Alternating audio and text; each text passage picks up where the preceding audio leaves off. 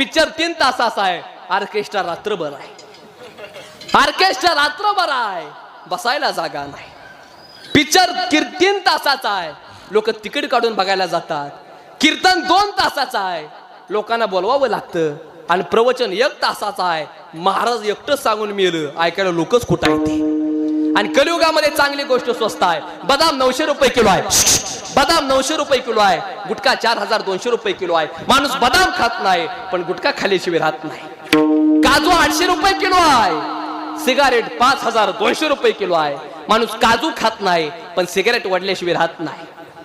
सुपारी 600 रुपये किलो, सफरचंद 150 रुपये किलो आहे, सुपारी 600 रुपये किलो आहे. माणूस सफरचंद खात नाही पण सुपारी खाल्ल्याशिवाय राहत नाही. दूध 50 रुपये लिटर आहे, दारू 620 रुपये लिटर आहे. माणूस दूध पित नाही पण दारू पिल्याशिवाय राहत नाही. आणि दारू एवढी इमानदार आहे, पाणी टाकल्याशिवाय पिता येत नाही.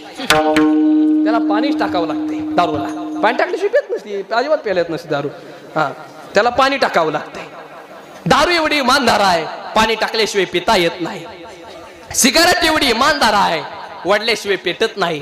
तंबाखू एवढी इमानदार आहे, चुना लावल्याशिवाय खाता येत नाही.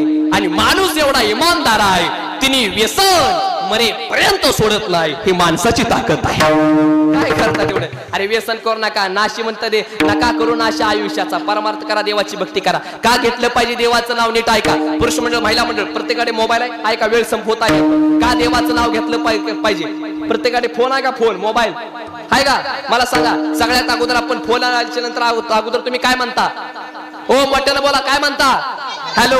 हितनं पुढं नियम बदला बरं का. पुरुष मंडळ, पाठीमाग बसलेले महिला मंडळ, हितनं पुढं हॅलो नाही म्हणायचं, रामकृष्णारी म्हणायचं. काय म्हणायचं? पाठीमाग आवाज आला पाहिजे मोठ्याने. फोन आल्याच्या नंतर काय म्हणायचं? आणि कुणाचा जरी फोन आला तरी रामकृष्णारी म्हणायचं टाळकरी. भावाचा फोन आला काय म्हणायचं?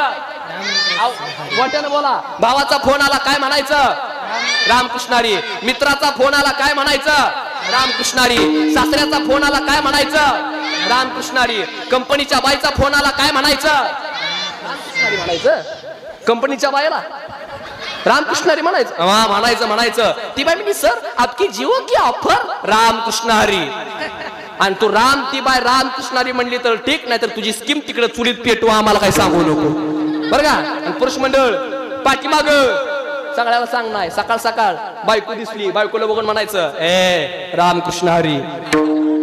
काय लाजायचं त्या? बरोबर का नाही सांगा. बायको दिसली, बायकोला बघून म्हणायचं रामकृष्णारी. महिला मंडळ बघा, शेजारच्या घरामध्ये जर चुगल्या जर लावायच्या असतील तर रामकृष्णारी म्हणून लावा, म्हणजे चांगल्या पेटतेल्या.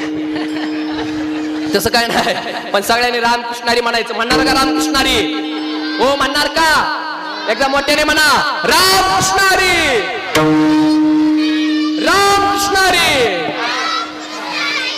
असं त्या दिवसाला 25 वेळा हॅलो म्हणण्यापेक्षा जर 25 वेळा रामकृष्णारी म्हणला तर तुमच्या जीवनाचं सार्थक झाल्याशिवाय राहणार नाही. काय मत आहे तेवढं मला सांगा.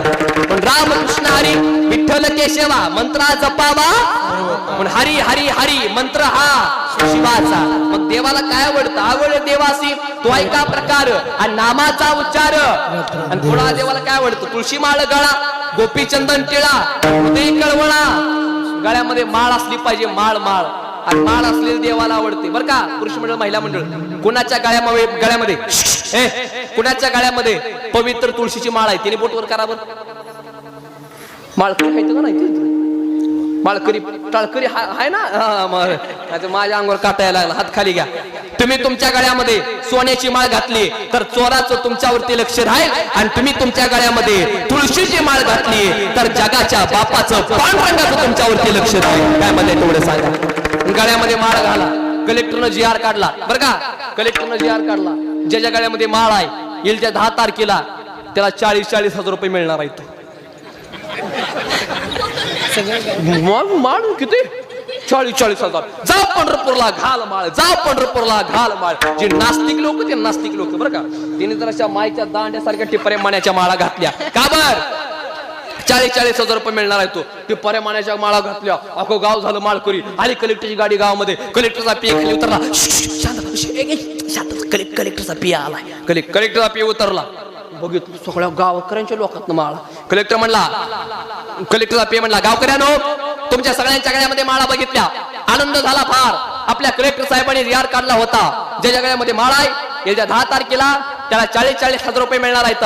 पण काही तांत्रिक अडचणीमुळे हा जिआर कॅन्सल झाला आहे. नवीन जिआर, हा नवीन नवीन नवीन नवीन जिआर, नवीन जिआर.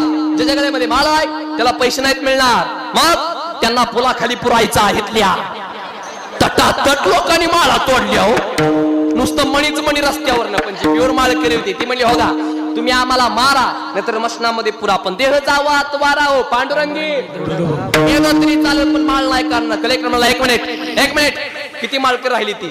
5 जण. कलेक्टर म्हणला, ह्या 5 जणांना 4-4 लाख रुपये देऊन टाका.